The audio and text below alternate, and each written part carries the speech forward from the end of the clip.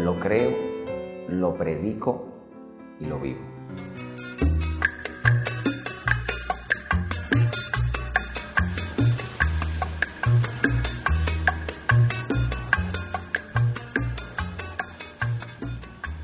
Mira, Irelis, estamos en un tiempo donde la gente ya no quiere que le digan lo que quiere oír. La gente viene a la iglesia para que le digan la solución y la forma, aunque le duela, de cómo tener una existencia. Primera vez que vengo a Cuba. Poderoso, extraordinario, contento. Tengo un entusiasmo en mi corazón desde antes de venir y tenía una idea, un deseo, y todo ha sido muy pequeño a lo que yo pensaba.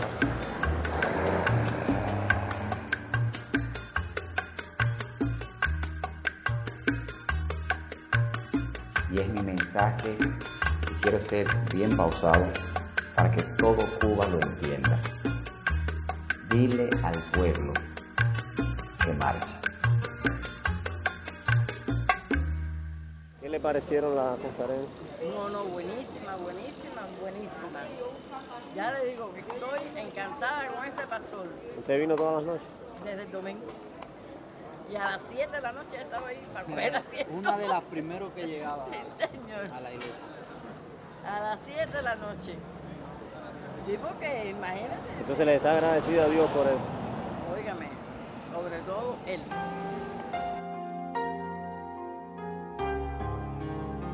Pues mis inicios de mis padres, mi mamá es adventista de prácticamente 50 años y mi padre es adventista de unos 48 años, ya siendo adventista del séptimo día. Yo soy adventista de cuarta generación y vengo de una familia fundadores de iglesias, pioneros de la obra adventista en República Dominicana, y alabo el nombre del Señor porque gracias a Dios nací dentro de un hogar adventista. Y alabo a Dios por pertenecer a esta hermosa familia mundial de los adventistas del séptimo día.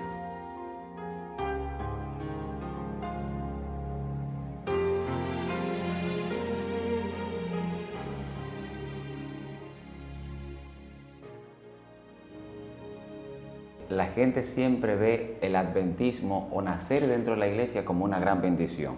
Y la realidad es que así es. Yo no sé lo que es la carne de cerdo, nunca he entrado a una discoteca, nunca he fumado un cigarrillo, nunca he tomado cerveza, creo que soy arrítmico, no sé bailar tampoco. Sin embargo, una de las cosas que el cristiano que nace dentro de la iglesia siempre va a luchar es con el hecho de saber qué se siente estar afuera.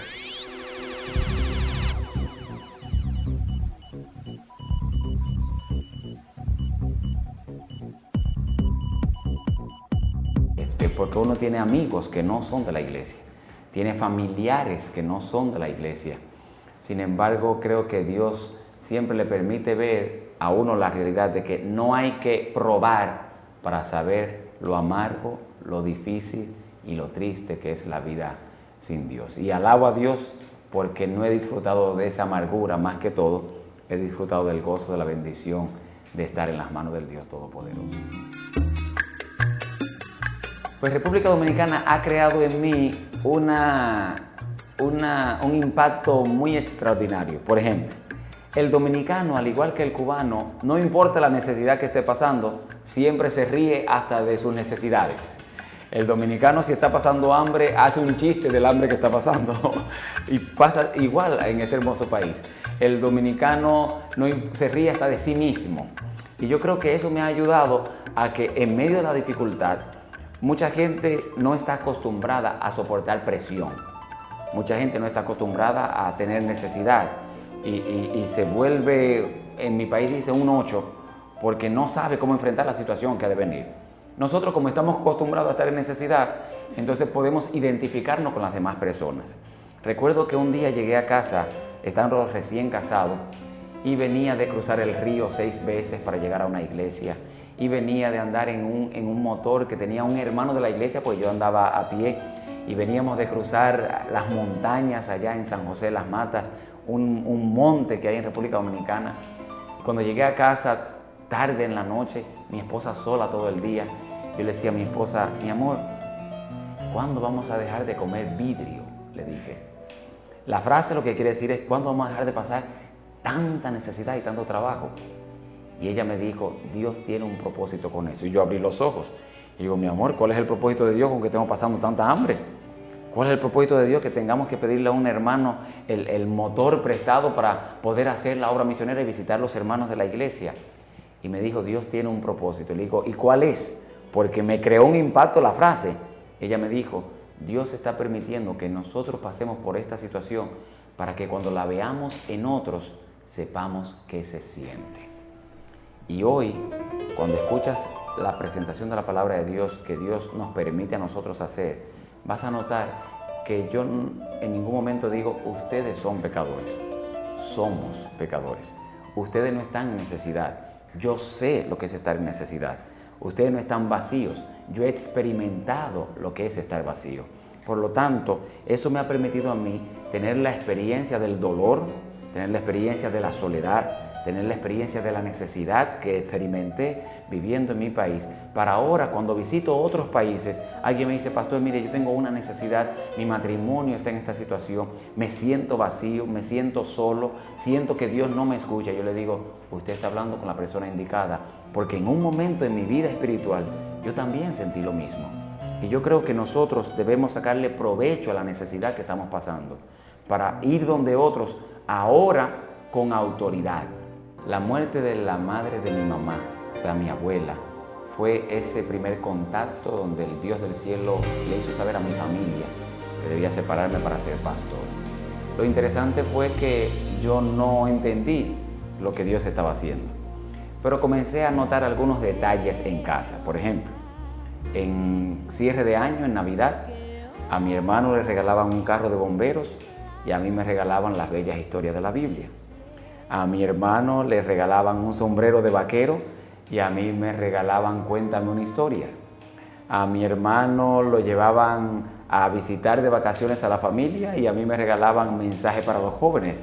Yo decía, aquí hay algo extraño que no puedo entender. Sin embargo, mis padres sí entendieron ese primer llamado y a los 12 años, entonces ya Dios directamente confirmó conmigo su deseo de que yo sea pastor de la Iglesia Adventista del Séptimo Día. Y para mí lo más importante en todo el tema no es la exposición del tema, porque hay mucha gente que expone, pero la gente sale exactamente diciendo, fue una buena experiencia, fue un buen tema, pero tiene que haber, la señora Juárez menciona, obligatoriamente es necesario que se haga una invitación de entrega a las personas al Señor. Y cuando eso está, entonces ya podemos decir que el tema está listo para presentarse a la congregación donde Dios escoja que hemos de estar realmente. Mira, Iredis, estamos en un tiempo donde la gente ya no quiere que le digan lo que quiere oír. La gente viene a la iglesia para que le digan la solución y la forma, aunque le duela, de cómo tener una experiencia diferente con Dios. El Dios del cielo ama, pero el Dios del cielo también reprende. El Dios del cielo es misericordioso, pero el Dios del cielo también confronta al ser humano. Número 1, vivir un día a la vez. La mayoría de los cristianos de hoy en día basan su experiencia cristiana en una vez a la semana. Yo no estoy de acuerdo. Van solamente el sábado a la iglesia, como fieles adventistas del séptimo día, y quieren que esa alimentación les sirva toda la semana. No va a funcionar. No hay un país en el mundo que alimente a la persona una vez a la semana y la persona todavía cuando llegue la siguiente vez, 7 días después, se sienta fuerte y alimentado. No hay forma. Y si eso no pasa en la vida física, mucho menos en la experiencia espiritual. Yo creo que el cristiano debe vivir un día a la vez. Una iglesia necesitada de hombres de Dios, necesitada de Juan Bautistas que preparen el camino para que el ser humano encuentre bendición. Una iglesia que está en proceso a ser triunfante, pero que necesita esa experiencia directa con el Dios de la salvación. Una iglesia que sueña, pero que necesita ahora convertir sus sueños en realidades. Dios está bendiciendo inmensamente la iglesia en todo el mundo, pero siento en mi corazón que podemos hacer mucho más. Dios nos ha bendecido con canales de televisión, con estaciones de radio, con gente que predica el evangelio a través del internet, con gente que va llevando un cassette o un DVD a un hogar. Dios está haciendo grandes cosas, pero si otros más se añaden y son impactados directamente por el Espíritu de Dios, podemos hacer muchas más. Lo que está haciendo uno, si lo hacen 15, imagínate el resultado que puede surgir. Lo que Dios está haciendo en una iglesia o en un foco de luz, imagínate si Dios está bendiciendo un foco de luz, imagínate si existieran 200 focos de luz. Entonces ya te das cuenta que necesitamos como iglesia unirnos más, trabajar más, soñar con cosas más grandes, no conformarnos con lo que tenemos. Pastor, queremos una emisora, sueñen con una emisora. Pastor, queremos tener un canal de televisión, sueñen. 3ABN, Esperanza TV, nació como un sueño y hoy están impactando millones de personas desde África hasta Asia, porque alguien soñó, pero no solamente soñó, quiso convertirlo en una realidad. Estoy convencido de que Jesús es la victoria. He visto drogadictos, he visto prostitutas, he visto lesbianas, he visto homosexuales, he visto matrimonios con el papel de divorcio con solamente una firma faltante.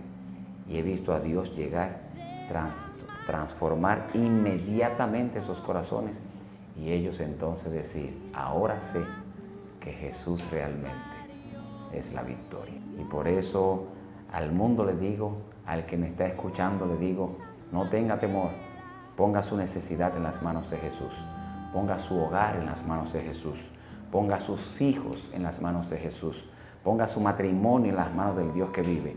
Y usted también, al igual que yo, quedará convencido que Jesús es la victoria. Dice la palabra de Dios en el libro de Éxodo, capítulo 14, versículo 15. Y es mi mensaje y quiero ser bien pausado para que todo Cuba lo entienda. Éxodo capítulo 14, versículo 15, es Jehová hablándole a Moisés y le dijo, dile al pueblo que marche.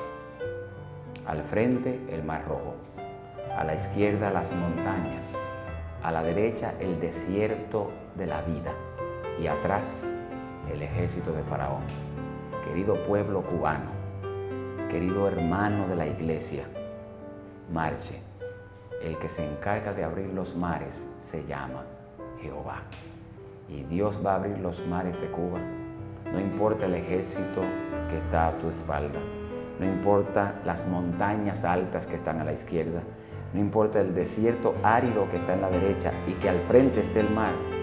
Da un paso de fe, un día a la vez, y marcha en el nombre de Jesús y descubrirás que no pasarás brincando charcos, pasarás en seco, porque el Dios Todopoderoso está con nosotros. No tengan temor, adelante en el nombre de Jehová y verán al Señor abrir los mares para que quede claro que el único que abre los mares es el Señor. Muchísimas gracias, pastor. Gracias a ustedes, Ireidis. Que Dios bendiga el Centro de Producciones Arcoíris, que Dios bendiga este hermoso país, que se extienda su gracia a través de toda esta hermosa isla y que la honra y la gloria sea para el Dios Todopoderoso. Bendiciones del cielo de parte de nuestro ministerio Jesús es la Victoria, de parte de la Iglesia Mundial que ama, ora y clama por este hermoso país para que el Espíritu de Dios continúe con ustedes para siempre. Y solo les digo que Jehová les bendiga y les guarde, que Jehová haga resplandecer su rostro sobre todo Cuba y tenga siempre de Cuba misericordia, que Jehová alce sobre Cuba su rostro y ponga en Cuba siempre, ponga en Cuba su paz.